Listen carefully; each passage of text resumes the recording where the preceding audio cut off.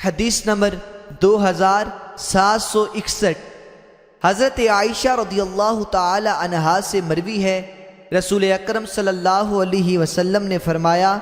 5 جانور فاسق ہیں، ان کو حرم میں قتل کیا جائے: چوہا، بچھو، کوا، چیل اور کاٹنے والا کتا۔ حدیث نمبر 2762 اس سند سے مزید مروی ہے، اس میں ام المؤمنین فرماتی ہیں رسول اکرم صلی اللہ علیہ وسلم نے 5 فاسق جانوروں کو حل و حرم میں قتل کرنے کا حکم دیا، پھر گزشتہ احادیث کی طرح ہے۔ حدیث نمبر 2763